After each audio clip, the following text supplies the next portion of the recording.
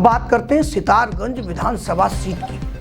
सितारगंज विधानसभा seat पर लगातार 2 बार विधायक रह चुके नारायण पाल ने भी कांग्रेस के खिलाफ बगावती तेवर दिखाए हैं। हालांकि उन्होंने अभी खुलकर कुछ नहीं कहा, लेकिन बीते रोज नारायण पाल के पक्ष में काफी संख्या में लोग एकत्रित हो गए थे और उन्होंने नारायण पाल से चुनाव लड़ने को कहा। इधर नारायण पाल ने एकाएक चुनावी मैदान में सक्रियता दिखा दी है। आज उन्होंने शक्ति फार्म क्षेत्र के कई क्षेत्रों में भ्रमण कर लोगों से बातचीत भी की। यहाँ ध्यान देने की बात यह है कि नारायण पाल के चुनाव लड़ने से अगर कांग्रेस को नुकसान पहुंचता है तो भाजपा प्रत्याशी सौरभ बोगड़ा के लिए भी नारायण पाल का चुनाव लड़ना बेहद घातक साबित हो सकता है। कारण सौरभ बोगड़ा शक्ति फार्म में मजबूत पोजीशन पर है, किंतु नारायण पाल का भी एक मजबूत खेमा शक्ति फार्म में बैठा हुआ है। अगर नारायण पाल चुनावी मैदान में उतर गए तो शक्ति फार्म का चुनावी रुख मुड़ जाएगा। इधर दूसरी ओर सितारगंज विधानसभा के चुनावी रण को लेकर हमारे सितारगंज से सहयोगी संवाददाता तनवीर हमसे फोन लाइन पर जुड़ रहे हैं। तनवीर जी बताएं। तनवीर जी, सितारगंज विधानसभा का चुनाव शक्ति फार्म में लड़ा जा रहा है, ये बात बिल्कुल सही है। और शक्ति फार्म में अभी कुछ दिन पहले देखा जा रहा था कि भारतीय जनता पार्टी के झंडे शक्ति फार्म के पूरे बाजार में लगे हुए थे। बिल्कुल सर। अब उस समय यह था कि कांग्रेस ने अपना प्रत्याशी घोषित नहीं करा था, जिसलिए कांग्रेस से कोई आदमी सक्रिय था नहीं।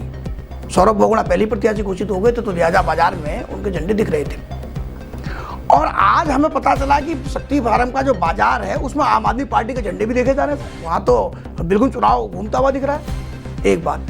दूसरी बात, पिछले 24 घंटों से नारायण पाल के समर्थक एक एक्टिव हो गए हैं। सितारगंज के किसी क्षेत्र में बहुत भारी संख्या में लोग एकत्रित हो गए थे। उन्होंने नारायण पाल से चुनाव लड़ने की बात कही थी। क्या है पूरा मामला, जरा बताओ।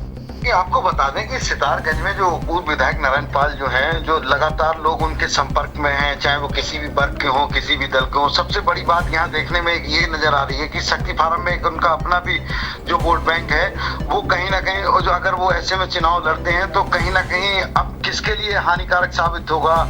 उठक पटक चल रही है कि लगातार उन्होंने अपनी सुबह से टीमें भी गठित कर दी हैं। कई लोगों को अलग अलग भेजा जा रहा है कि ये मेरी जनता है, मैं इसी से राय लेके आगे कोई निर्णय लूंगा यदि मुझे चुनाव लड़ना है या नहीं लड़ना है। ठीक है तनवीर जी, मेरा एक सवाल बड़ा महत्वपूर्ण है, आप ध्यान से सुनिएगा। सितारगंज विधानसभा सीट का जो हिस्सा है शक्ति फार्म बंगाली बहुल्य एरिया है और हमें यह भी जानकारी मिली है कि लगभग 40% वोट बंगला है सितारगंज विधानसभा सीट में। क्या ये जानकारी ठीक है? बिल्कुल सही है जानकारी। अब शक्ति फार्म का जो क्षेत्र है, इस शक्ति फार्म में नारायण पाल के पास कितनी मजबूत टीम है, जरा मुझे ये बताइए।